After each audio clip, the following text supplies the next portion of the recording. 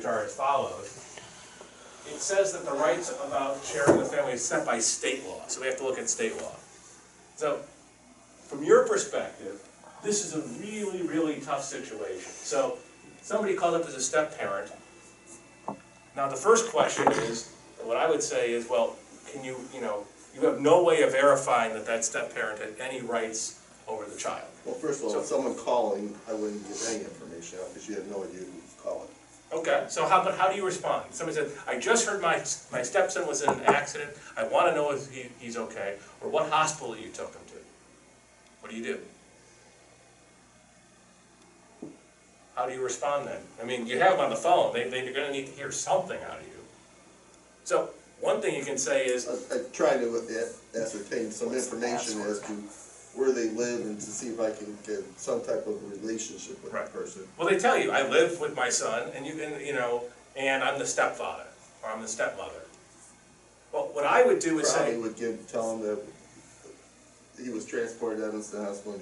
Well, I think the best thing to do in that situation is, okay, can you please have your spouse call? I need to talk to his parent. That would ignite him. Right, and say, well, the problem is, and then if they say something, say, I need to, I'm sorry, but under HIPAA, I'm restricted by law over who I can talk to, and I just don't have a way to verify who I can give the information to. Well, how do you know it's the parent? I mean, what if he doesn't say he's a step-parent, and he is a step-parent? Or, right. I mean, it's like, where does it, I mean, you have to it's really make hard, a judgment call. And I can't tell you that there's any hard and fast rule about what you need to do in terms of verification. But I would start with, if they tell you I'm a step-parent, or, then we may have an issue, or their name doesn't match. Now you're on notice that there's a difference between saying, I'm the father, and saying, I'm a stepfather, or when you go to check that, I need to, my last name is Schuster, say, hey, I need, my daughter, Jenny Smith, I need the information. Well, you already know the names don't match, so maybe there is something that we don't know. You're on notice, and I think reasonably you have to say, well, the best thing to do is come to the station. Can you bring an ID? We need to verify who you are. I can't give out information over the phone without without a way to verify. And when they come in sometimes. And if they come in, and this is a really difficult part, and I think the issue is it becomes a matter of risk. If you give it out to the wrong person, it's a violation. I also think there's a certain amount of reasonableness and common sense. And we're never, what are you going to do? You need to go to the bank vault and get the birth certificate or the custody agreement or whatever. So it depends on the situation. Is it an emergency, or do we have time to say, look, you put in a Foia request for an incident that happened 4 weeks ago. We're happy to work with you, but you need to provide me some verification of who you are and your right to get the records. Whether it's a birth certificate, a custody agreement. Can you please, what do you have that you could provide? Well, we have all the time in the world to get it then. What's more difficult is when it's an emergency situation, and I think there's this, in your professional judgment, and you're using reasonable precautions, I think you're going to be okay. So there's no, I wish I could give you a definitive way to do it, but the important thing is use common sense. So we can even make the patient fill out a FOIA request. Yeah. So you're saying our policy should be any ambulance report request must fill out a FOIA? I think that's a good idea. They want it and say fill out a request. They do, and then we'll process it. And we may want to, as part of the processing, say, look, we need to check an ID. We need to check a birth certificate. We need to, whatever we may need to do, but it starts with let's get it in writing. And then let's take the time to evaluate, because this is the really difficult situations, and this happens all the time. So there's no situation that you could think of that where we would be mandated to give that ambulance report the same day? No. You could. Other than to be clear on the law, on the law, in terms of the law, you are not precluded from doing it without taking a FOIA request. Patient comes in and says, "I want my record." You could give it to them. It's not like you have to do it through a FOIA request. I think it's a good idea, and even if we process it super quick, your FOIA officer is Marty, so Marty's sitting there and he says, you know what, give me 10 minutes. write it down, your request, give me 10 minutes, he goes, it's a really simple report, he looks at it, there's no problem, there's nothing in it that's exempt, the person shows an ID, so it's clear who they are, and he goes, here you go. We can do that. And good customer service, we should process it as quickly as we can, but then we have a written record, so we know it's being requested. We've looked at the report and evaluated it and taken our time to make sure there's nothing exempt in it. Again, you check the ID, and again, if you see a request from somebody who's a step parent or a name is different, we may need to inquire further, and it allows us to do it. So, when you deal with somebody with a different name or a step parent or, I'm the grandmother, whoever, and you don't know the situations, there's a couple of other exemptions and things. So number one, if somebody's involved in the health care or payment and they're a family member, they can get it. The example I'll give you here is a situation in which you have an elderly person, 92 years old, and you know the child, the daughter is taking care of the mother. We can share. The issue is when we don't know really what the involvement is. There's 3 kids, it's a custody or a state dispute, we don't know the situation, there's a fight, it could be going on, and the daughter just says, hey, I want my mother's records, we just can't give it out. But there is an exception that allows us to give to somebody who's involved in the care. Consent from the patient, a HIPAA release, or if you're with the minor and somebody calls the station who's a step parent and the minor is not a 2-year-old, but the minor is 17 or 15 and says, oh, that's my stepdad, you can tell him. I think you're fine then. You're absolutely fine to say, okay, tell the stepfather to meet us at the hospital. We're going to Evanston. You can do that. And remember, if you believe, using your best professional judgment, the patient does not object. Again, it's 16 years old, and you're doing in your professional judgment, you think it's the reasonable thing to do, you're generally protected. But this might be the hardest issue that you will deal with. So, here's another one. Someday we will all go to sunny pastures. Elderly patient that there passes away. We happen to provide treatment. Can we provide it to the patient's child? Unless they're healthcare power of attorney, right? So there's several facets to this, and of course it depends. And I haven't given you enough information to make a judgment, but let's go through the different, machinations. So number one, if the patient's dead, does HIPAA survive death? We provided treatment. They passed after we treated. I would say yes. It does. 50 years past death. So once somebody dies, we have to continue to treat that record as protected by HIPAA. Second, let's say you get to the scene and you don't provide any life-saving care. You get there and the person has been clearly passed for days. And so there's no doubt, you don't do any life-saving treatment. You look at them and go, yep, unfortunately they passed a couple days ago. Protected by HIPAA?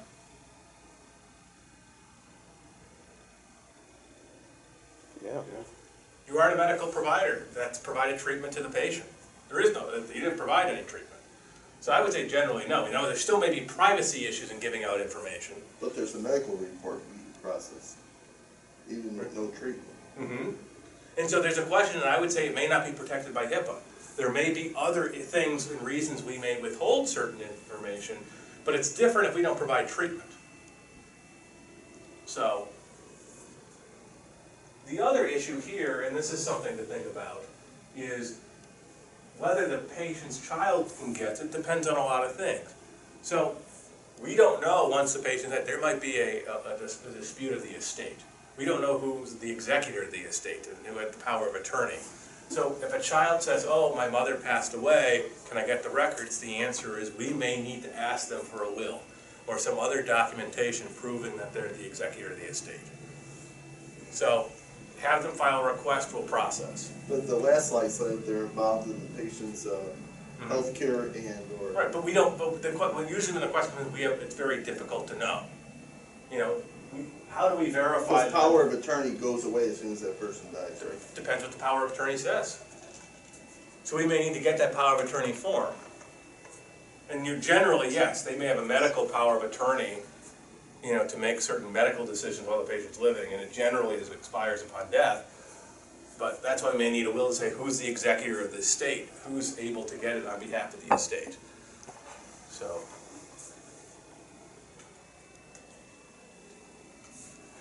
Last one here. Your spouse asks you about your day, and you tell him or her about treating a boy that fell out of a tree. Depends. Well, you don't give any age, address, personal information. Right. I bring home all the ambulance reports. Yeah. So generally speaking, it sounds like with the information we have here, you're probably okay. Nothing precludes you, generally speaking, from talking to your spouse or significant other or friends and say, I treated somebody for a broken leg or a kid who fell out of a tree. The only issue would be, is there anything about this incident that would reveal who it is? You know, let's say you have an incident where it's all over the media, and then you go home and say, hey, I treated somebody who fell out of a tree. They had the, you know, man, was that a bad break. We did the following. Well, and then they open up the paper and they can go, oh, it's Bill Smith. You know, Bill Smith at, you know, the local elementary school had a bizarre incident where about, well, now you can put two and two together. And the other thing I would say, just remember you're in a small town. You know, it's not Chicago. People know what's going on, so just be careful about too much information, because oftentimes people may be able to figure it out. But generally, you can share with your spouse so long as you're de-identifying the information. So what are your other HIPAA obligations? We talked about the privacy rule and protecting the PHI. There's a couple other things. One, you must provide the privacy practices notices to your patients. So you all have seen these, I assume. And if you don't know, we recently, in the last couple of weeks, rewrote this. So if you haven't had a chance in the last couple of weeks to read it, my suggestion is take the 3 minutes when you have a moment and do read it, because you may get questions from the patients and go, what is it? What's in there? So you are required by HIPAA to give this out to your patients. And generally what it is just a very basic summary of, we're a medical provider, you have certain rights under HIPAA, we can't share your information generally unless you authorize us to do so. You have a right to ask us to get your medical records.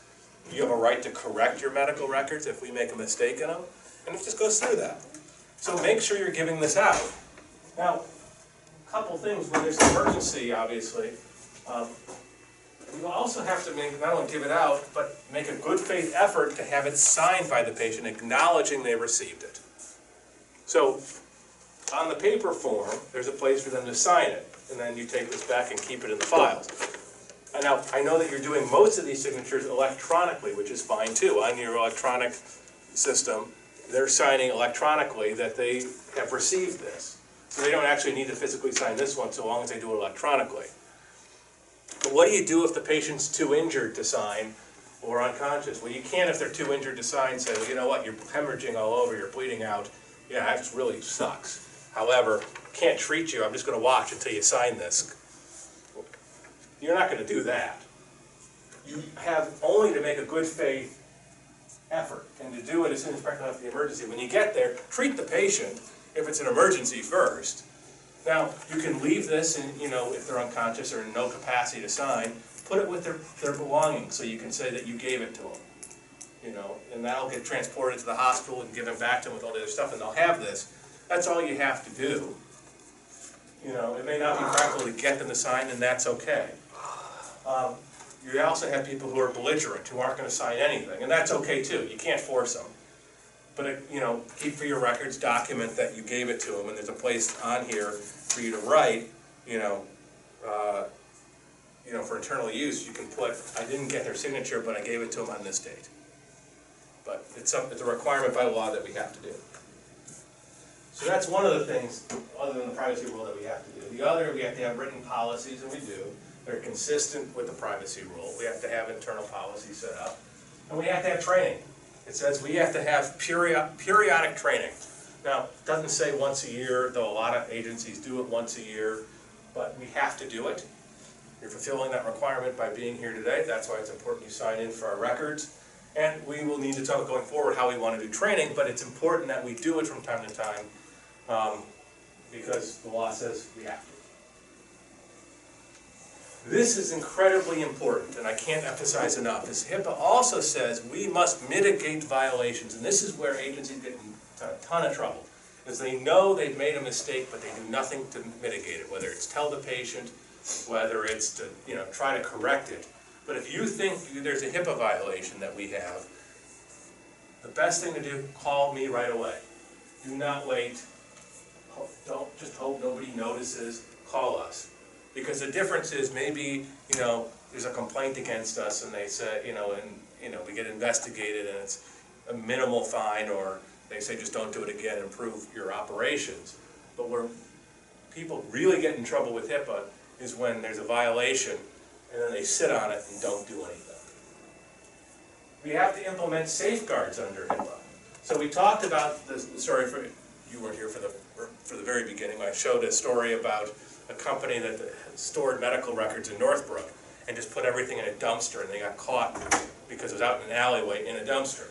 Well, we have to shred records. Understand, I will caveat that by saying, as a public agency, we're obligated to follow the Local Records Act, which has certain rules about keeping and retaining records and how you can go about destruction. But if you have an extra copy of a record, we have one on the system, you can get rid of it. Just make sure we're shredding it. These are other ones, common sense but important. Log off your computer but not at your desk. Remember, sharing with each other can be a violation. So if you leave your computer open and somebody either walks by or sits down and starts looking, oh, what's this on the screen? That could be a HIPAA violation.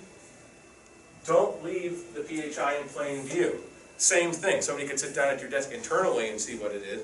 The other is we have a lot of contractors who come through. It could be an IT contractor, it could be a custodian, somebody who shouldn't be reading this stuff. So it's really important that when you're done working on the reports, put them in your desk, put them in a folder, put them in a binder that's closed.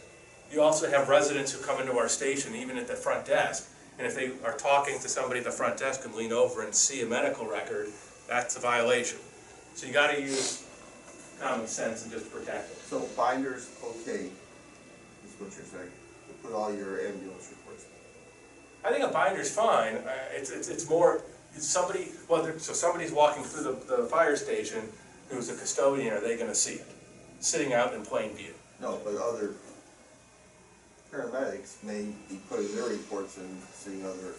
So the other paramedics shouldn't see all the other reports if they're not involved with it, is the best practice. The best practice would be you get to see your own reports and that's it. Now, maybe your policy is don't review and I come up and put it in a binder and say, here, put it in, but I'm not flipping through, and you shouldn't flip through. So understand that you may have an opportunity to see other stuff, but don't do it. Would be my attitude. It's just common sense stuff. And this one is big, and it's whether it's with the police department or whoever, with each other, don't ask each other questions that put you in a weird spot. You or the other person who would be required to disclose. If there's a reason to ask for it, is you're performing your duties and you need to get information, that's great, that's fine, you should do it, it's part of your duties. But if I go up to somebody and just say, hey, how was that call, how did it go, who was the patient, and I start asking for the protected health information, I'm putting my colleague in a difficult spot, because if they answer, it could be a HIPAA violation. So part of this is just keeping in the back of your mind, it's a culture that we have. And that we got to make sure our culture is one that we're not violating HIPAA all the time. We have to try to adopt safeguards and be careful. So, what are the penalties? It can be a $100 fine up to $50,000 per violation. It can be a civil suit where the patient whose information gets out sues you individually or us as an agency. You have certain protections if you get, I don't want to scare you that they could sue you individually, but just be mindful that somebody can sue for money damages. And then there can be criminal penalties. We saw that in the first slide, the paramedics sending selfies with patients. They have felonies, they have jail time. It's a serious stuff. Now, as I talked about a minute ago, culture is important. If we get investigated by the Department of Health and Human Services, they're gonna look at our general practices. They're gonna say, is this a one-off innocent mistake? Or is this intentional? Or are we being callous? Are we being negligent? And are we making the mistake time and time again, over and over and over? They're gonna wanna see things like our training logs to make sure we've done it. They're gonna wanna see our policies. So what we wanna be very careful of is that number, if we're bad actors, it really adds up quickly. So we just need to be very careful. So I'm gonna move on to FOIA, but before I do, I know we talked a lot about HIPAA, there's a lot of information. Any other questions on HIPAA specifically? So, okay. Importantly, if you do have questions, I'm available, send me an email. You also have a HIPAA officer. All agencies have to have a HIPAA officer who's in charge of compliance. Do you know who that is? Deputy Chief. So if you have questions, you can also go to him, and then he can come to me if he doesn't know the answer. So, always better to ask. So let's talk about the Freedom of Information Act, because I know that most of you are not processing FOIA requests all the time, but you're public employees. And so you should know, I just want to give you 5-10 minutes on the basics here because it's important that you know. So what is it? You probably already do know, but it's the statute says that all persons are entitled to full and complete information regarding the affairs of government, and all records are presumed to be open for inspection and copy. So this is the world we live in. As a public agency, anything you put on paper, anything you put in an email, anything that's a public record, we start with the proposition that it's presumed to be open and the public gets it. Now, if somebody submits a FOIA request, before I do that, so what is a public record? Number one, it has to pertain to public business, and then there's this very long, convoluted definition, but it must be prepared by the public body in our possession or control, received by us, but basically we have it. So if it meets those two requirements, it's a public record. So, if you send an email on the village email account that says, hey, Saturday night, want to get together and watch a baseball game, come over for some beers, is that a public record, subject to FOIA? Mm-hmm. And it's on the village's server. Yes. I say no. How does it pertain to public business? Because you're using the public's computer to do that. Now, you may have other issues. You know, I assume the village has a policy that you can't use the village email account for personal business. But I would say that it's not public business. You go on eBay and buy something, and you put the email in as your village email address, so you get the receipt. But it was a personal transaction. We may have it, not a public record. You may be violating other policy, but not a public record. Well, it could be argued. I think if it's done on a public computer when they're being paid by the public, they could argue that Maybe. that's I mean, public. maybe. I mean, the point is, though, and think about it this way, it has to pertain to public business. We have to have it in some form or fashion. And this comes up from time to time, you know. I think the point is, just assume that it is public until Well, that's a different issue. We assume it will be, because, yes. You just delete to keep yourself on Right. trouble. Now, right? You just delete them. so if we get a FOIA request, we can only deny it in a couple ways. One, if it's unduly burdensome, meaning if I put a FOIA request, I want all records from the police department since 1965. Well, we'd have to print out every one, we'd have to read through line by line, we'd have to remove all this information, we'd have to, that's clearly unduly burdensome. That's not, if they say accept, for granted, never mind. But I'll pause it.